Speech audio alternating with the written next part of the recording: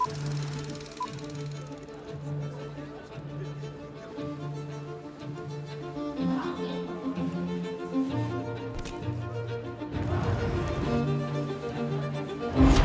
was probably the Swiss German in him.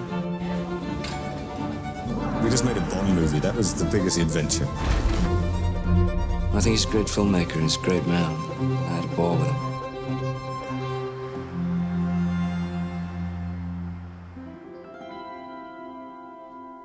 When I was about 7 or 8, I had sort of these visions of, of like these fantastical visions, and I brought them to life of buying costumes and playing different characters from cowboys and Indians. Marc grew up as the son of a successful pharmaceutical entrepreneur alongside his 2 older brothers. His childhood is protected and free of concern. Nothing is lacking. Expensive hobbies and exclusive holidays are not luxuries, but part of everyday life.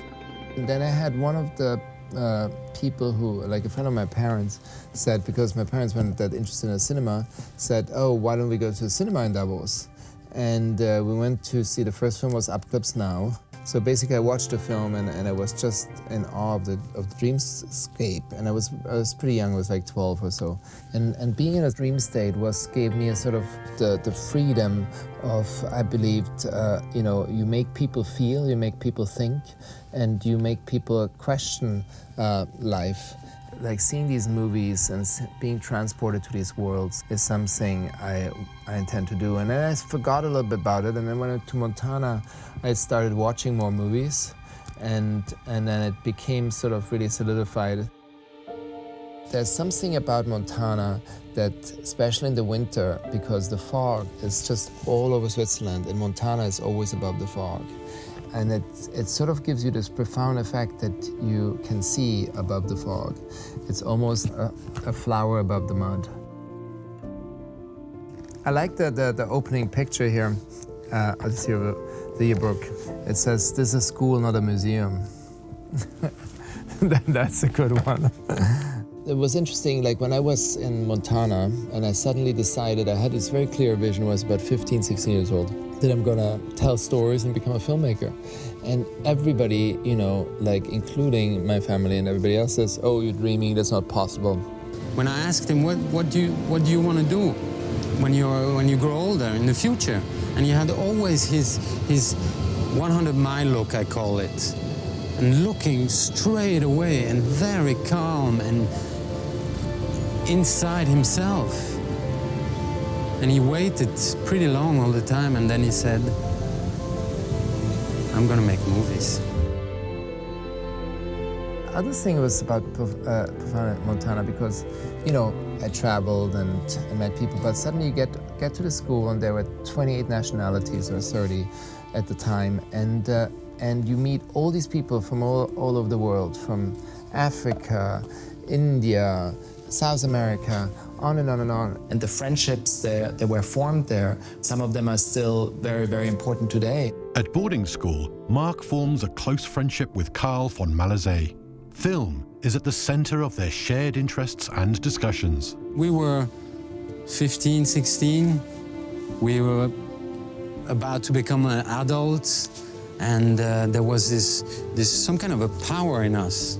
And this power I could really share, for example, with Marc. And we had, our theme was movies. So up there on top of a mountain, we only spoke about movies and visions, and it was a very, very special time for us. And that's how our friendship began to grow, really. Everybody has a story to tell. And it's really, is a profound impact of being with so many international people at one place.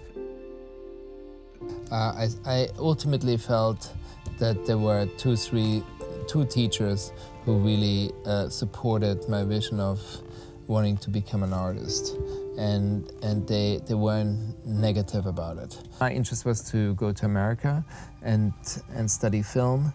And I must say, what the great thing is, the American section was very helpful to applying to NYU Film School, to Tisch. That was very, or to other American universities. So that I couldn't have done that if I would have been like in like a normal school in Zurich or anywhere else. So having that American section there was very helpful for me to actually go to the States to study. While Marc is focused on finishing school, his family life quietly unravels. In a matter of weeks, the wealth that once defined their world disappears. What remains is the family, closer than before. When that happened, when we lost all our fortune, the key thing what came out of it is that I suddenly was exposed to something I never encountered before. And I think that's always, every time a human being is confronted with a situation where they feel pain and desperation, it leads to something new. And because of that, I was able to actually go to New York and go to film school and fight my way through film school. If that all would have been given to me, it would have been a very different path. I remember very, very, very clearly. One of the defining moments was I was in Los Angeles and nothing really happened, and I was in my apartment waiting for the phone to ring and that I can get a movie made or can find the financing. And you constantly wait.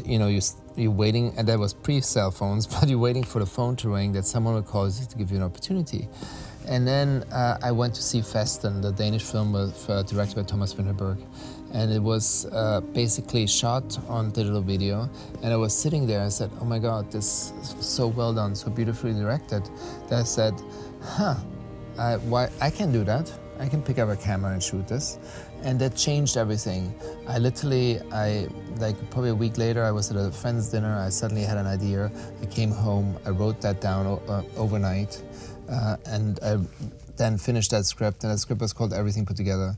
Like a week later, I asked a couple of friends, we were able to raise $50,000, and I shot this movie in 2 weeks on a digital camera.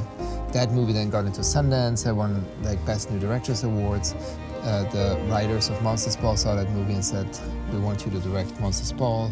And Monsters Ball, obviously, the win of Halle Berry winning the Oscar changed my life. Marc Forster is amazing. The fact that he's Swiss and he made a movie about a hard slice of American life, I thought is a credit to him. Monster Ball is a great movie, but you only really kind of see how great Marc is as a director when you compare it with his other movies. And I don't think there's a modern director working who has that broader spectrum in the work that he produces. The Oscar goes to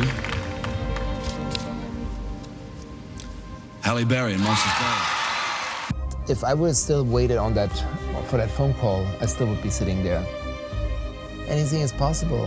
Whatever you want to do and dream of, you can do. There are no boundaries to anything. What's amazing about Marc is first his inability to. Das Erstaunliche an Marc ist seine Unfähigkeit, irgendwelche Emotionen innerhalb einer Szene oder Geschichte zurechtzuzimmern. He liked to keep things very real and very Alles bei ihm muss echt und feinfühlig sein. huge kind of radar force. Er hat wie einen riesigen Radar für Gefühle. Always be, erring on the Er side ist immer auf der vorsichtigen Seite. Er verlangt von uns nicht zu übertreiben, uns zurückzuhalten und uns nicht zu groß zu machen. Ich mag das sehr, und das ist wahrscheinlich das Deutsch-Schweizerische an ihm. that was probably the Swiss German in him. I believe that the path to realizing your dreams and becoming success is paved with many failures, and it's a path of extreme persistence. The other thing is, which I didn't realize until much later, it's such a gift when you know what you want to do in life, because so many people are lost and they don't know what they want to do in life. If you have found your passion very young and a very clear vision what you want to do, there's nothing that can hold you back. And I would bet anything, if that's the path you intend to do, that you will succeed.